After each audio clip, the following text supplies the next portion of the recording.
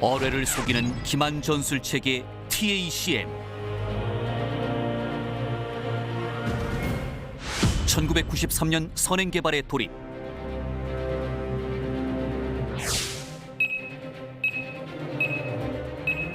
어뢰 탐지 기술부터 대항 전술에 이르기까지 여러 가지 독자적인 기술 개발과 수많은 시뮬레이션을 통한 데이터 확보의 과정들.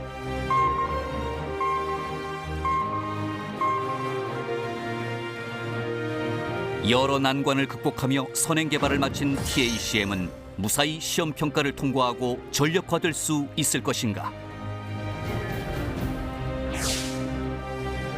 어뢰 음향 대항 체계 기술을 탄생시킨 주역들과 함께 TACM 개발사 그 두 번째 이야기를 만나본다.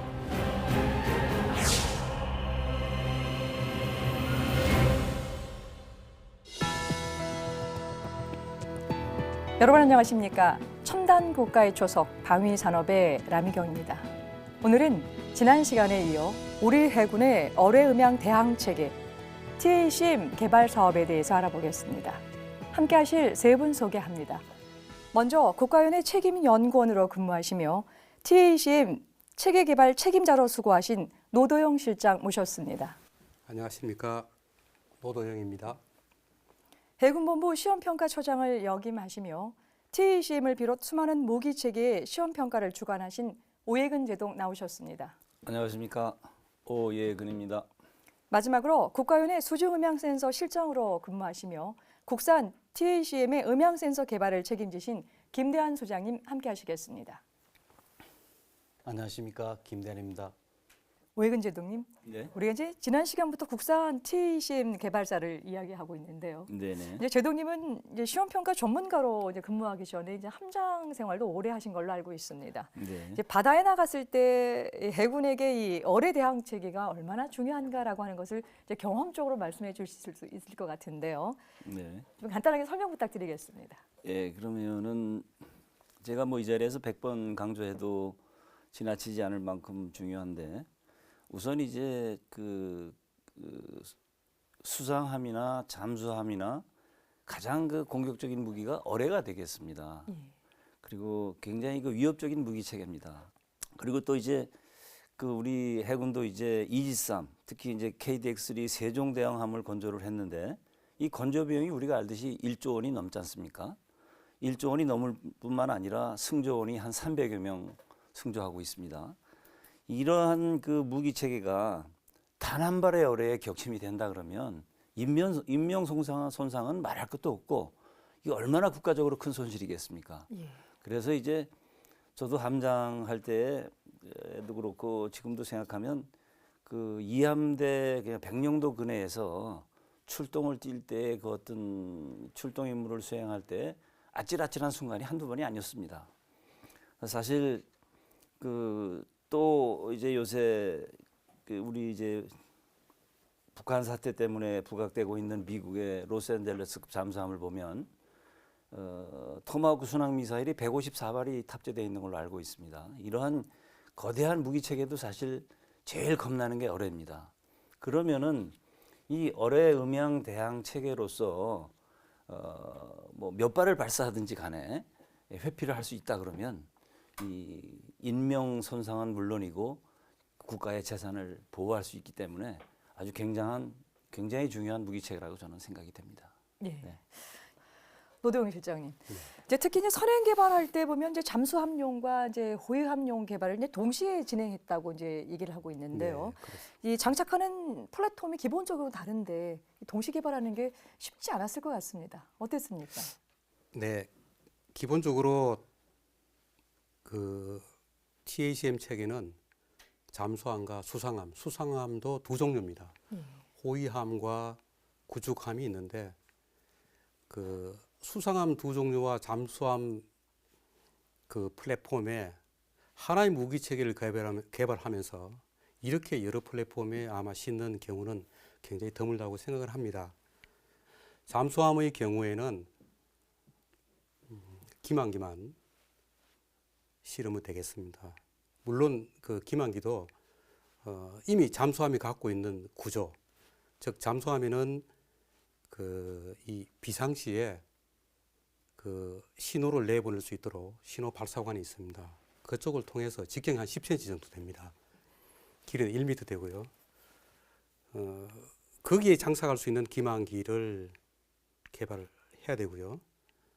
또 수상함과 달리 잠수함은 그 수십 미터의 수중에 있습니다. 그러다 보니까 그 이 해면에 있는 게 아니고 수중에서 어떤 수심을 유지하면서 그러한 기능을 갖는 기망기가 또 필요하고, 수상함에는 그 잠수함과 달리 어뢰를 탐지 경보할 수 있는 체계가 없습니다. 물론 헐마운트 소나에서 어뢰를 경보할 수 있다고 하지만 사실 그때 당시는 가능하지 않은 일이었고요.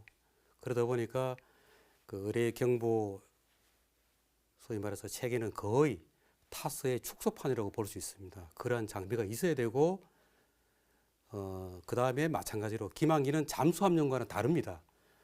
또한 멀리 보내야 되기 때문에 별도로 똑같은 기망기라 하더라도 로켓을 장착을 해야 되고, 그 다음에 또 한 발만 쏘는 것이 아니라 여러 발을 쏴야 되니까 전용의 그 발사 장치가 따로 필요하게 됩니다. 근데 또 이제 그 구축함 같은 경우에는 이미 타스라는 예인형 이 소나 시스템이 있기 때문에 같은 예인형의 어뢰 경보 장치를 동시에 탑재할 수 없기 때문에 또한 타스를 변경해야만 되는 그런 일들이 있었고요.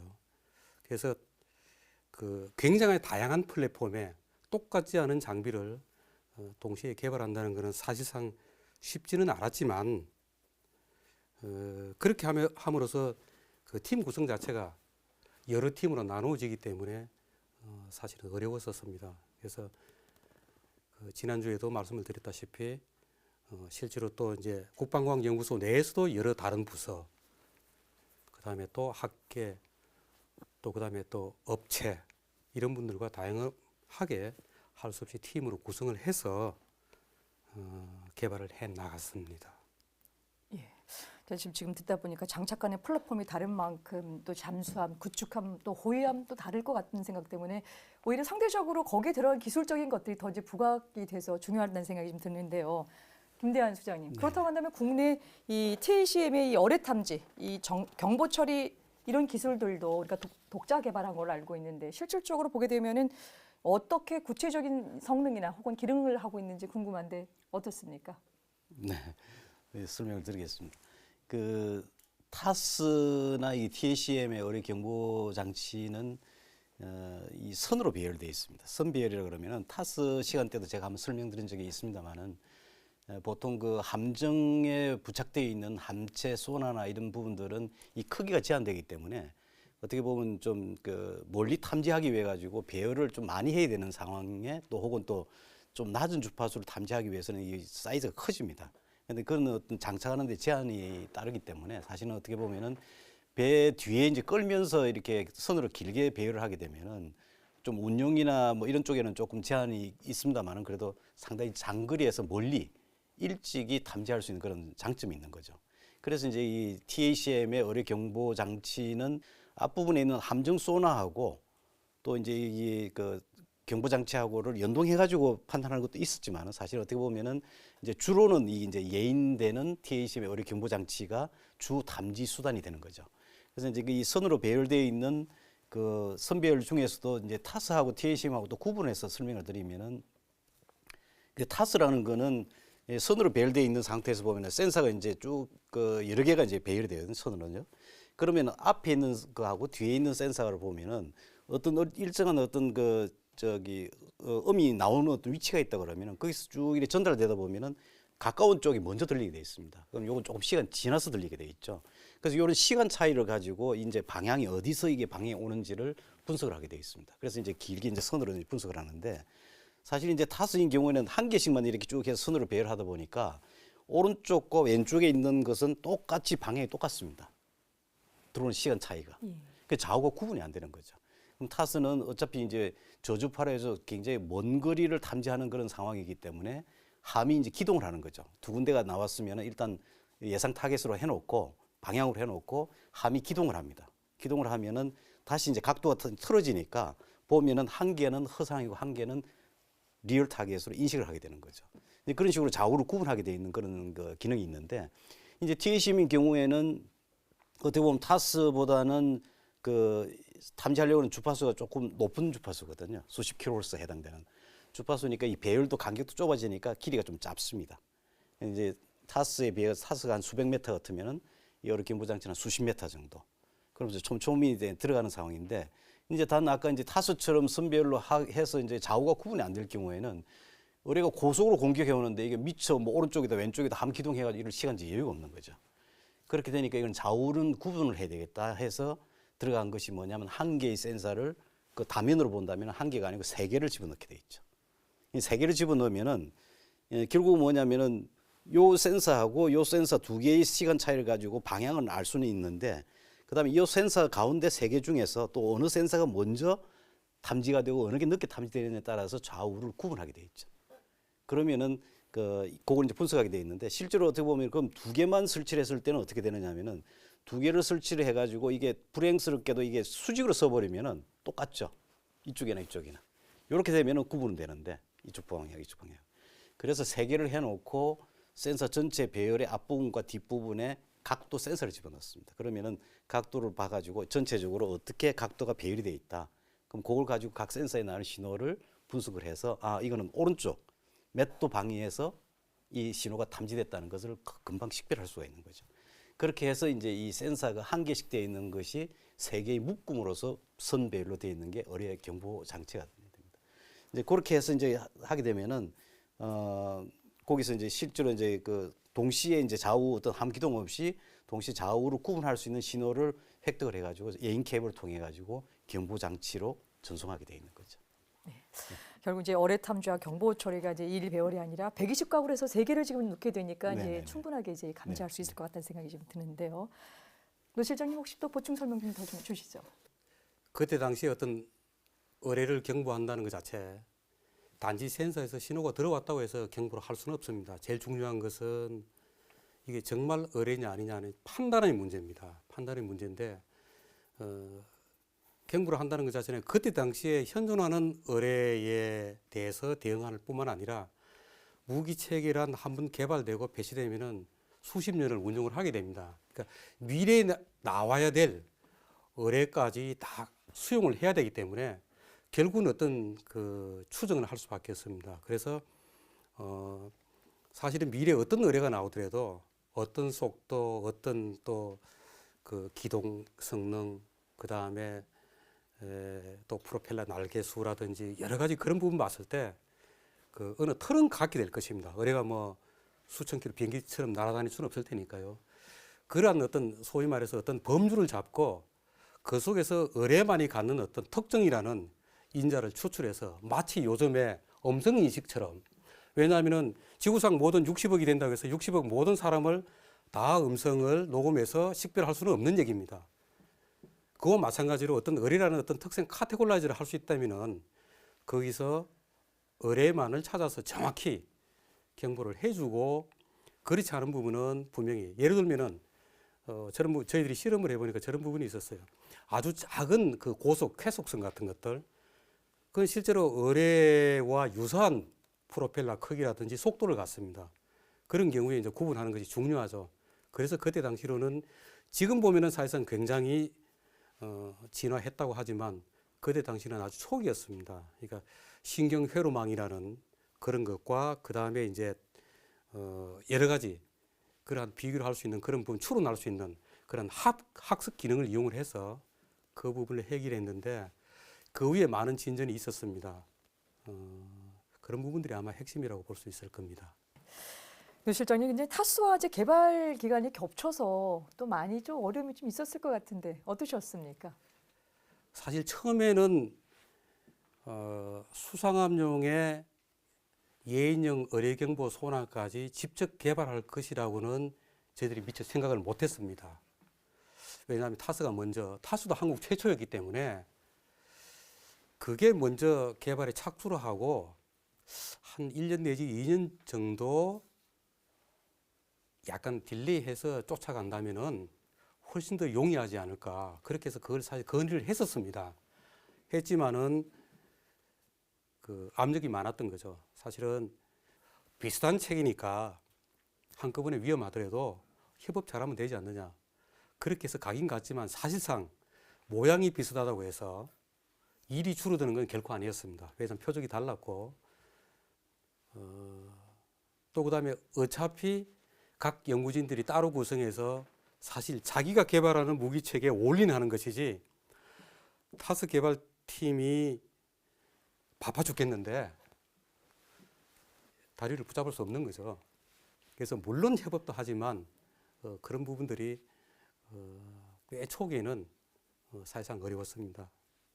뭐 지나놓고 보니까 뭐 잘 극복은 됐습니다만은 나머지 기만기라든지 그런 부분들은 사전에 준비가 웬만큼 되어 있었고 특히 이제 발사대 같은 부분들은 이미 한국의 그 국방 이 무기 체계 개발 관련 기술들이 충분히 더군다나 한포까지 이미 그때 개발이 다 된 상태이기 때문에 다른 문제가 없었는데 특히 의료경보 쪽이 타수와 겹치면서 어려웠었습니다.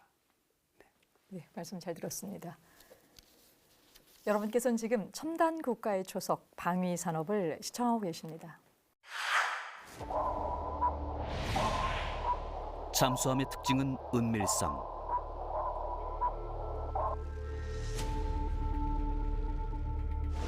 바다 밑에서 잠수함을 찾는 것은 모래밭에서 판을 찾기보다 어렵다. 하물며 그 잠수함이 발사한 어뢰를 어떻게 찾을 수 있을까?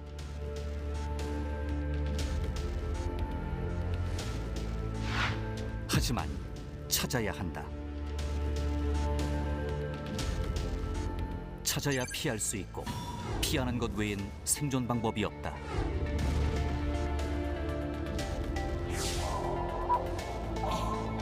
게다가 어뢰의 속도와 방향을 신속하게 확인하고 가장 적합한 위치에서 기만기를 발사해야 한다.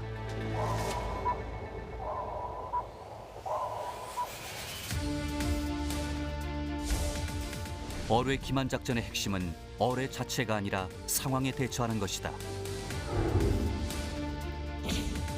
어떤 바다에서 어떤 어뢰가 어떤 경로로 공격해 오는가? 수백 가지 상황에 따라 수백 가지로 달라지는 대응 작전. 수많은 시뮬레이션으로 데이터를 구축하고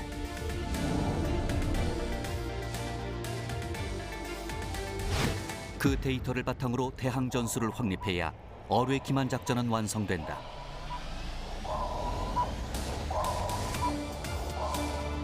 어뢰 음향 대항 체계의 혼, TACM의 대항 전술은 과연 어떻게 개발됐을까? 네, 첨단 국가의 초석 방위 산업. 오늘은 해군의 TACM 개발 사업에 대해서 알아보고 있습니다. 노 실장님, 이 어뢰 대항 전술 역시 우리가 직접 개발했다고 하던데요. 아마 시청자들에겐 좀 낯선 개념이기 때문에 구체적으로 어떤 개념인지 좀 간략하게 설명을 좀 주시죠. 네, 이 부분을 아마 자세하게 설명드리기는 어렵습니다만은 쉽게 설명을 드리면 오는 어뢰는 한 발 내지 두 발입니다. 예. 근데 이제 과연 기만기를 몇 발로 얼마만한 거리에 어떤 각도로 어떤 패턴으로 내가 모양을 그릴 것인가, 그 다음에 내 배는 어떤 방향으로 회피를 해야 될 것인가. 이 부분을 정적으로 생각하면 쉽지만은 실제 상황이라면 굉장히 시간이 촉박합니다. 어뢰 자체가 30에서 50나트로 달려온다면 거의 대응 시간이 분단위가 됩니다.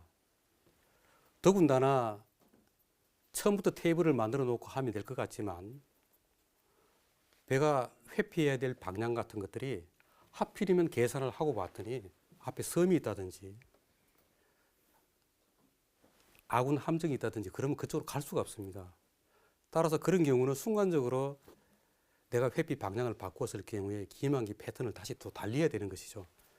그런 부분들을 그 현장 상황에 맞게 바로 즉시 계산해서 시뮬레이션해 보고 최적으로 내 배가 살아남을 수 있는 방향과 속도 그리고 기만기의 패턴을 결정해서 답을 제시하는 것, 그 다음에 실제로 기만기를 발사하는 것, 이런 부분들이 대항 전술이 되겠고 이 부분은 어느 국가에도 사실은 의존할 수 없는 부분입니다. 지금 굉장히 중요한 부분인데요, 홍 소장님. 근데 그 어뢰 대항 전술을 개발하기 위해서는 또 중요한 또 자료와 기술이 있어야 될 것 같은데 어떤 것이? 네, 필요합니까? 그렇죠. 이제 뭐 어떻게 보면 어뢰 음향 대항 전술이라는 것은 굉장히 큰 범위를 가지고 있거든요.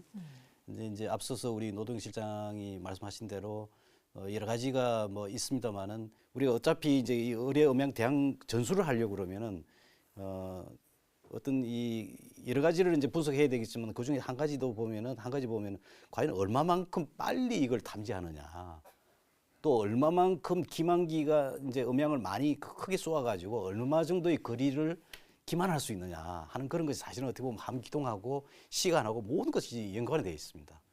이제 거기에 따라서 이제 사실은 어떻게 보면 여러 가지 데이터들이 잘 이제 분석이 되고 많은 것들이 이제 집대성이 된다 그러면은 좀 더 좋은 어떤 그런 시뮬레이션을 할 수가 있는데 제한되기 때문에 사실 어떻게 보면은 이제 뭐 컴퓨터에서 여러 가지 이제 경우의 수를 가상을 해서 시나리오를 작성을 하기도 하고 실제로 어느 정도 맞춰 놓으면은 거기에 이제 어느 정도 몇 번 샘플 케이스를 가지고 실제로 바다에 나가서 실험도 하고 또 실험한 어떤 그 결과를 가져와서 다시 피드백도 시키고 그걸 반복하는 수밖에는 사실은 없었죠.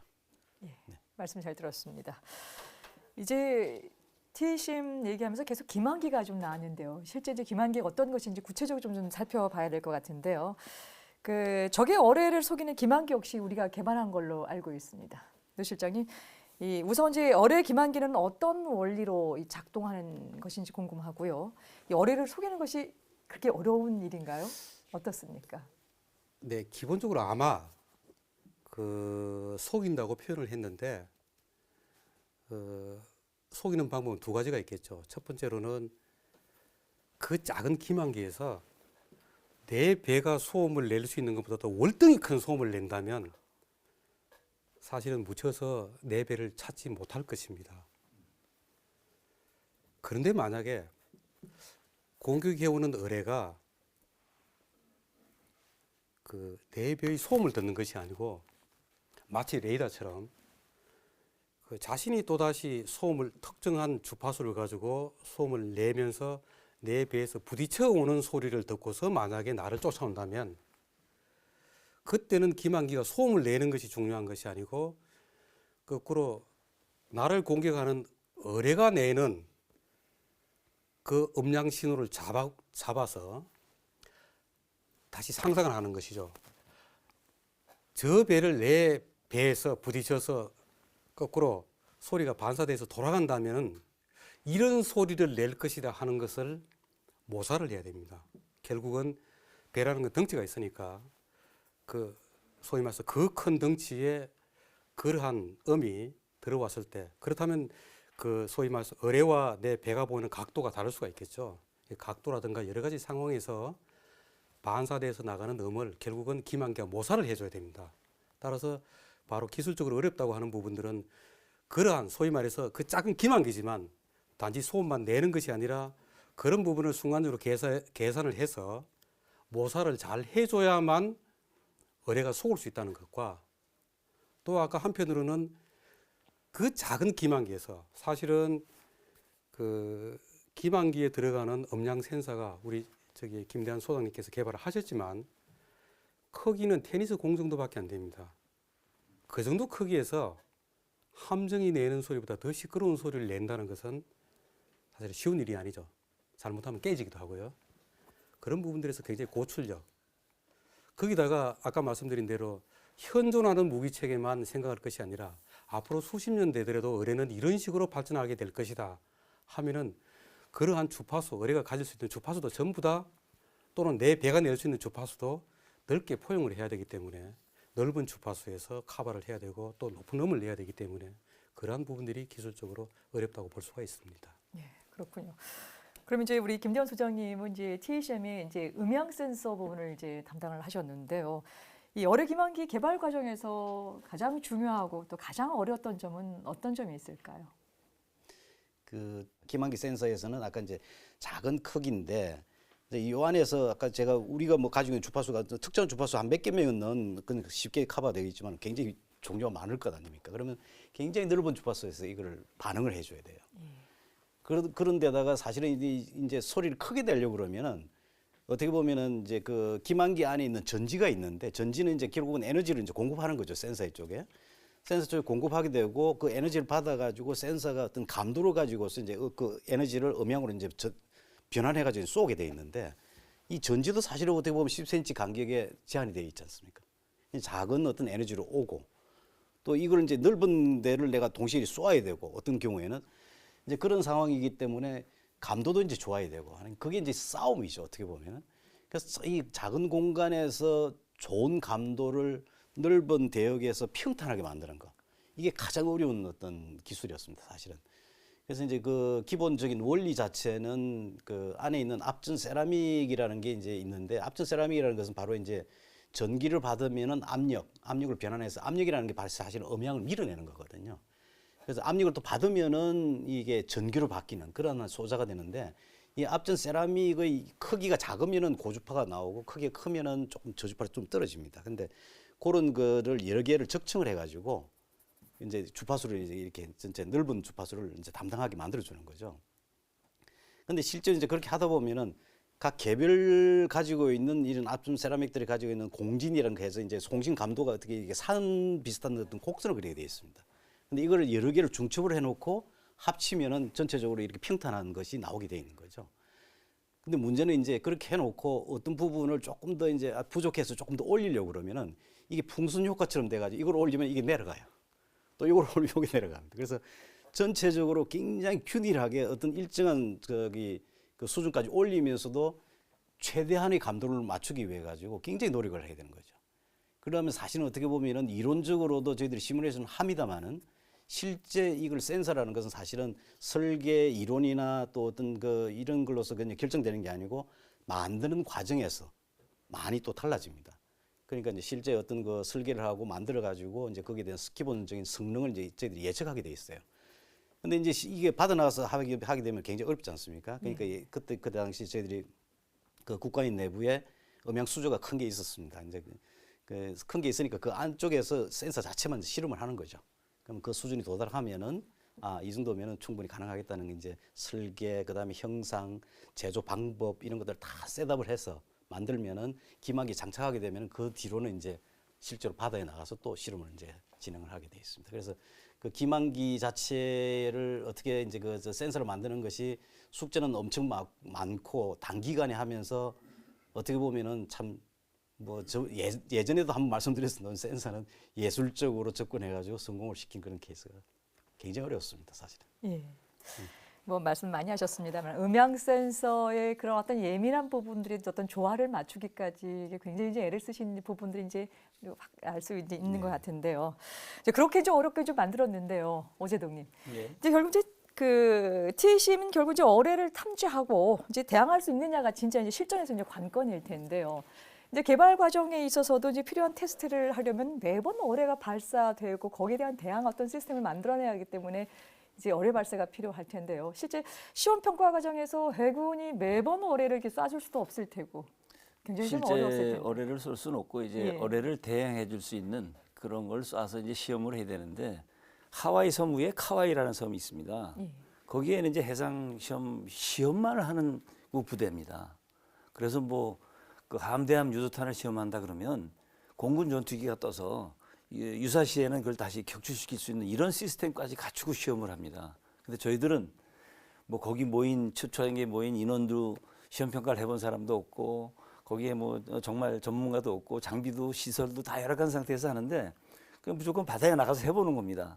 그래서 우리 이제 뭐 실전처럼 해보는 건데 그 이 기만기도 마찬가지 이제 뭐 어려웠던 점이 뭐 초창기에 잠수함도 몇 척 안 되고 그러니까 이제 함정 차출에 어려움도 있고 또 차출해 놓으면은 이제 뭐 제가 볼 때는 이렇게 이제 평가하는 입장이지만 잠수함을 한 척 차출하고 그다음에 이제 국가에서 연구하신 분들을 하고 임무는 다릅니다. 그럼 이제 잠수함 함장의 성격에 따라서 또 이 분위기가 달라집니다. 왜냐하면 야 이거 시험 나가는데 이거 시험이긴 하지만 내가 나가서 이제 그 어떤 그러니까 구전단 잠수함 요원으로서의 자기 배로서의 그 저 명예나 경쟁심이나 자존심 이런 게 작용을 하는 겁니다. 예. 그러니까 잠수함 함장으로서는 최대한 간택이 안 돼야 되고, 연구 개발하신 분들은 간택이 안 되면 실패한 거니까 무조건 간택을 해야 되고, 이 서로 경쟁심이 유발이 되는 겁니다. 그래서 야, 그걸 참 제가 중간에 그 조정 통제도 좀 했고, 그 다음에 마지막 국면에 가면 뭐 타스 할 때도 그랬습니다만 프리프레이로 이제 저 경쟁을 한번 해봤습니다. 예. 그 경쟁을 그러니까 이제 그런 사전회의를 할 때에 안 하겠다는 겁니다. 잠수함 부대에서는 하지 말자는 겁니다. 근데 제가 이제 강요를 해서 한번 해보자 했는데 뭐 무승부로 거의 끝난 거나 다름이 없죠. 뭐 그런 어려움도 있었고, 또 제가 뭐 이 자리에서 다시 강조 안 해도 뭐 여러분들 이미 이제 뭐 황경선 박사도 다 얘기하고 했지만, 수중 환경의 특수성을 극복하는 데는 정말로 그저 많은 시간과 비용이 필요합니다. 그러니까 소위 말해서 국가 경쟁력하고도 관계된다 이라고 말씀을 드릴 수가 있습니다. 그러니까 뭐 이 분야에서 수중 분야에서 수중 무기 체계 분야에서 제일로 발전된 나라가 어디입니까? 미국 아니겠습니까? 근데 이제 미국이 제일 앞서고 있고, 그 다음에 이제 뭐 제가 이 자리에서 말씀드릴 건 압니다만 그 표적 이제 항적 추적 기술 있지 않습니까? 그게 이제 실용화되면 이제 수상하면 회피가 거의 불가능할 것으로 되는데, 이제 또 뭐 창과 방패 측면에서 또 이제 방패가 또 나오겠죠. 아무튼 저로서는 이러한 그 무기 체계를 시험 평가를 하고, 이제 제가 이제 전투용 사용 가부를 결정하는 최종 책임자입니다.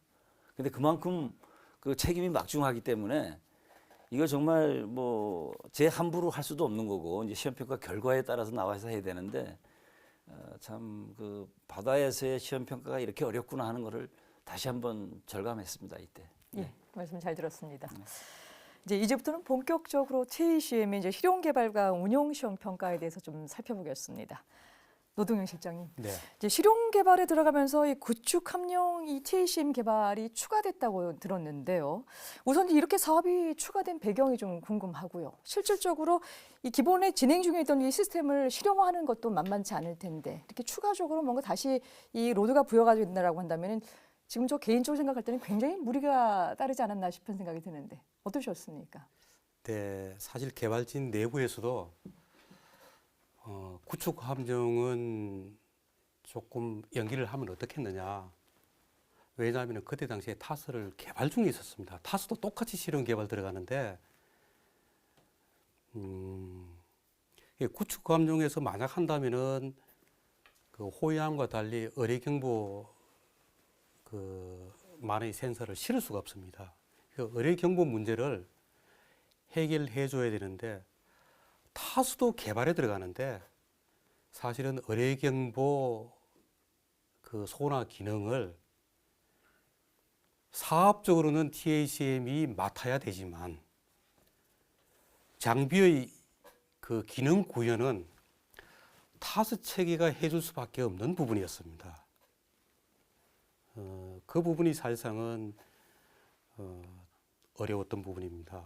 그래서 또 더군다나 그 구축 함정은 그 타스를 운용했지만 타스 자체는 잠수함을 탐지만 하는 것이지 거기서 기만기를 발사하거나 대항 전술을 구사할 수는 없는 부분입니다.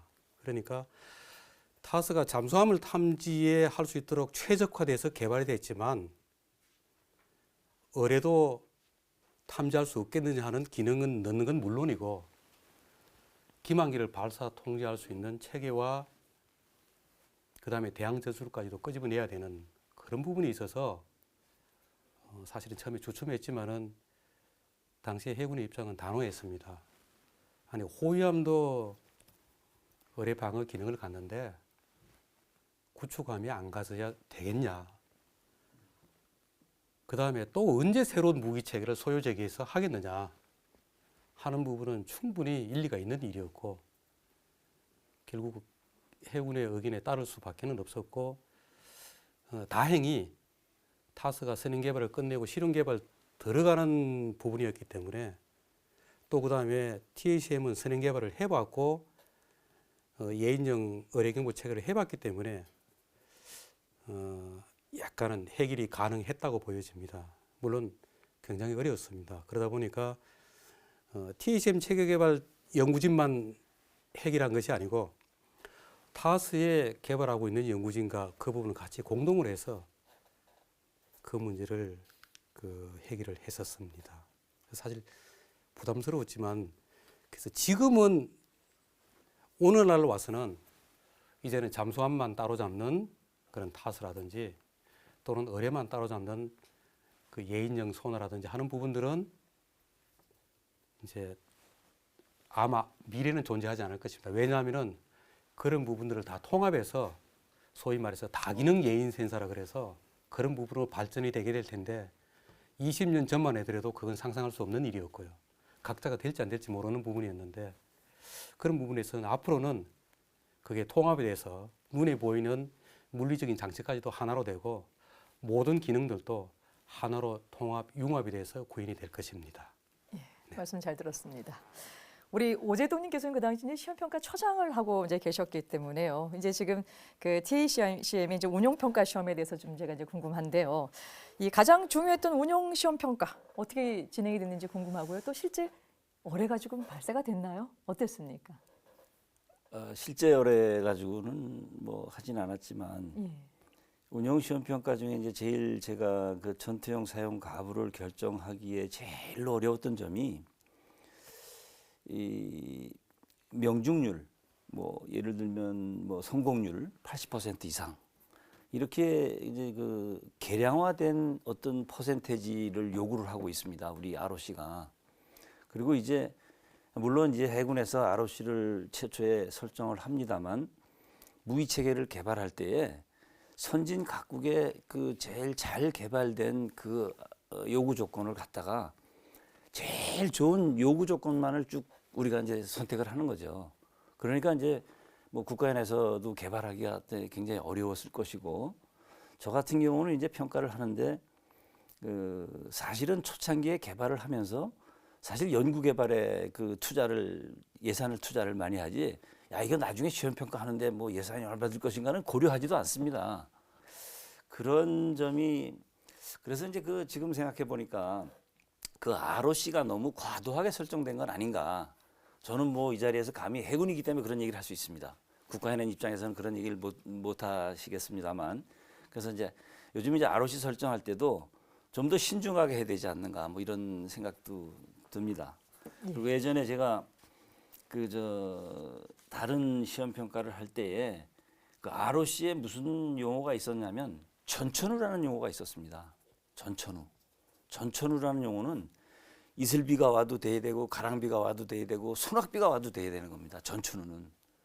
그래서 이제 그때 한포였었던가 그런데 그래서 제가 이걸 어떻게 평가를 할까를 고민하다가 우리나라 이제 기상청에 가서 우리나라 이제 동서남해 그 통계를 뽑아왔습니다.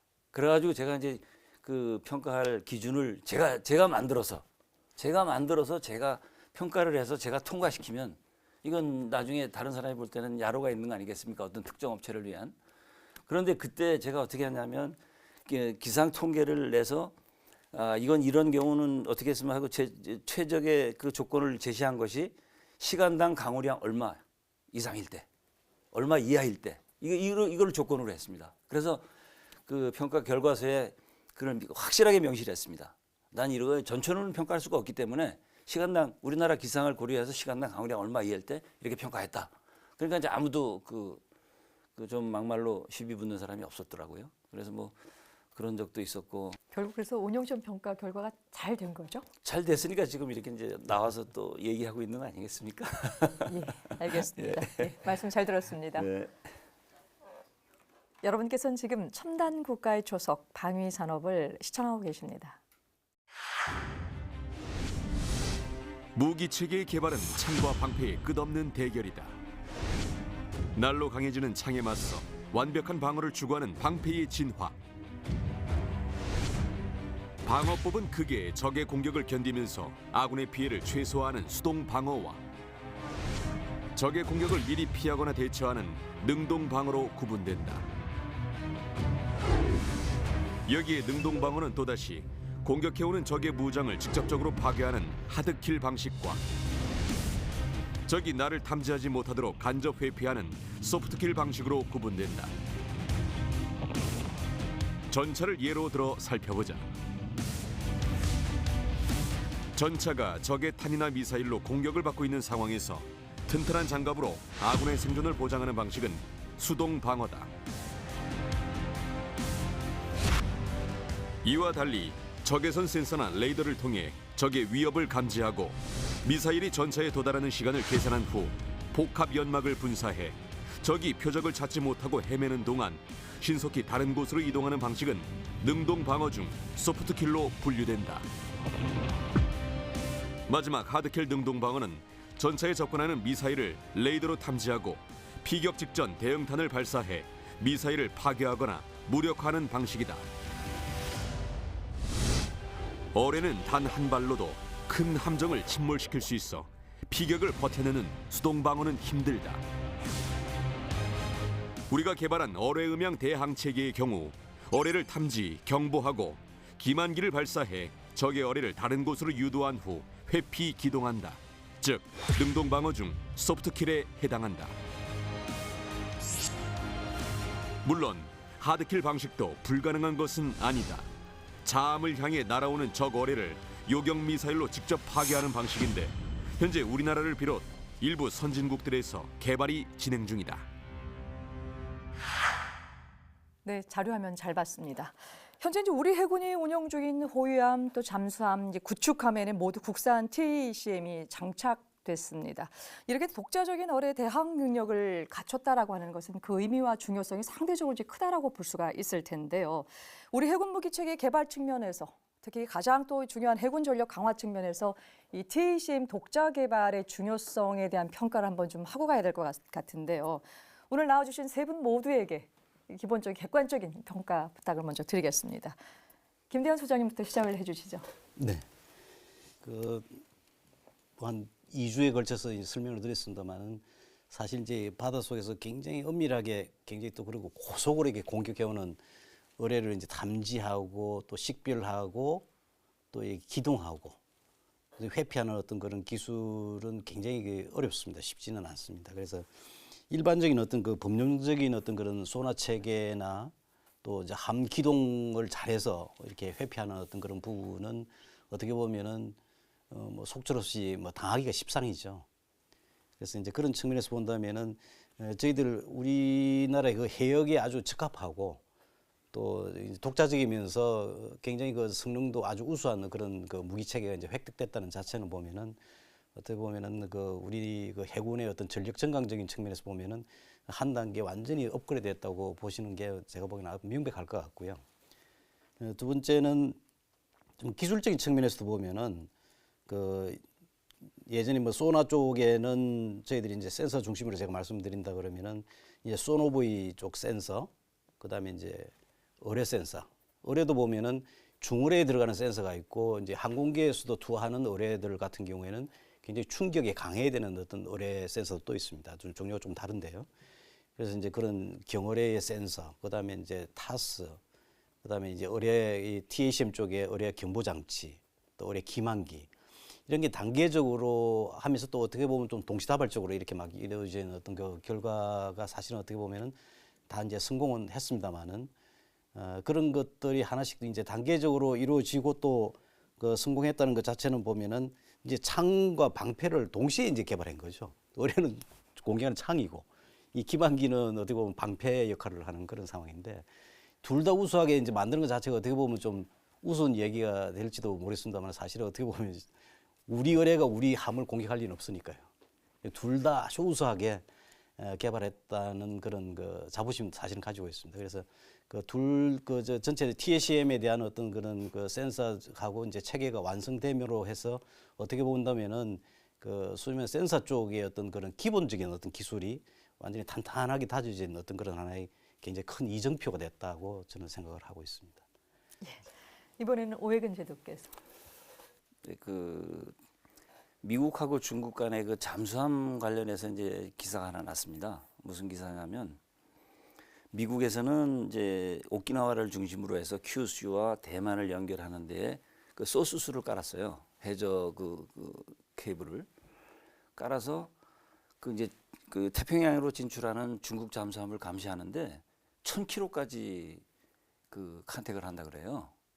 그리고 이제 중국에서는 그 괌에 기지를 둔 미국 잠수함이 이제 남중국해로 침투하는 거를 이제 그 컨택하기 위해서 남서쪽 그 마리아나 해구, 그러니까 필리핀 남쪽으로 해서 이렇게 침투를 하는데 거기에도 이제 그 또 상응하는 케이블을 깔아가지고 중국에서 거의 뭐 대동소이하게 아마 1,000km까지 잠수함을 컨택한다 그래요. 그래서 야, 저는 그걸 보면서 야, 이게 정말로 그 수중, 아까도 말씀드렸습니다만 수중 환경에 대한 연구는 이거 국가에서 투자해야 되는 거구나, 이런 생각을 다시 한번 하고, 그 다음에 TACM을 이렇게 이제 그 국가연에서 열심히 개발을 하셔가지고 지금 이제 뭐 우리 호위 구축함이나 우리 이제 한국형 구축함에 이렇게 다 배치가 되는데, 근데 정말 그 후배들이 그래도 그나마 안심하고 경비 작전에 임할 수 있지 않을까, 이런 아주 만족스럽게 생각하고 있습니다. 네, 알겠습니다.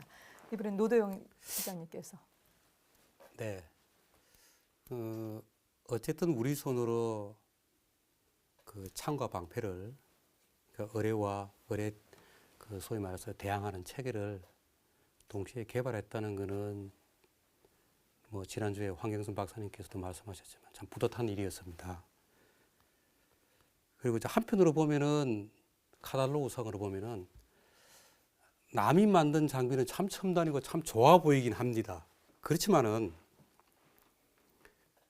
아까 제가 말씀드린 우리가 개발을 했다는 부분에 대해서 의미를 더 부여하고 싶은 것은 단지 어떤 뭐 그 비용을 아꼈다 그런 측면이 아니고, 사실은 어느 선진 국가도 수출하는 무기는 자국이 갖고 있는 무기와 절대 똑같지가 않습니다. 그건 비밀 사항입니다. 그런 부분들이 이제 저희들이 이 TACM을 개발하면서 사실은 많이 확인할 수 있었습니다. 그래서 그렇다고 해서 우리가 처음으로 개발했는데 세계에서 제일 좋은 장비, 최첨단이고 완벽하다, 뭐 저는 그렇게는 생각하지 않습니다. 무기는 개발했다 하더라도 끊임없이 살아서 수정 보완해서 점진적으로 개량이 되어야 합니다. 다행히 TACM 체계는 그때 뿌린 씨로 그 계속 지속적으로 발전하고 있고, 그걸 우리 손으로 했기 때문에 사실은 그게 가능했다고 보여집니다. 특히 자국의 바다 환경이라든지 자국의 어떤 전투하는 그런 양상 자체는 다른 국가와 결코 같지 않습니다. 다른 케이스도 비슷하겠지만 수중 무기 역시 다른 무기보다도 더 그 나라의 특성에 민감했으면 민감했지 결코 일반화가 될 수가 없는 부분이라서 하나의 그 수중 무기 분야에 또 하나의 새로운 길을 개척을 하고 그걸 토대로 앞으로 발전하게 될 수 있었다는 점이 매우 참 기쁘게 생각을 합니다.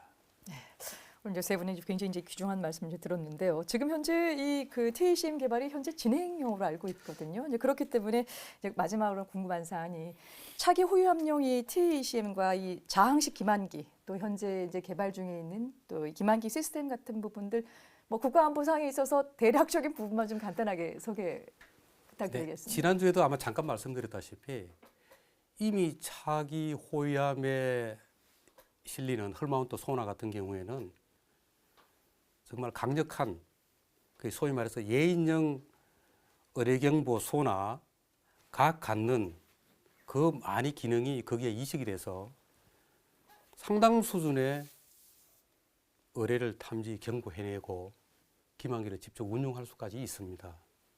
그 다음에 구축함도 마찬가지입니다. 그 다음에 타스 TACM을 했기 때문에 앞으로는 융합된 소위 말해서 다기능 예인 센서가 나올 것이고요. 그 다음에 기만기 자체로만 보더라도 이미 그 20년 전에는 단지 움직이지 않는 고정식에 떠 있는 그런 기만기만 했지만 이미 장식 기만기가 비록 그 이 탐색 개발에서는 국방과학연구소가 주도를 했지만 실제로 체계에서는 업체에서 주도를 해서 이미 배치되는 걸로 알고 있고 또 더 향후를 대비해서 지구상의 어떤 의뢰에도 직접 의뢰를 요격할 수 있는 소위 말하면은 마치 사드와 같은 그런 하드킬의 요격 의뢰 자체도 이미 기반이 되는 연구를 수행을 한 것으로 알고 있습니다. 새로운 무기 체계를 기대하면서 오늘 세 분 말씀 정리하겠습니다. 고맙습니다.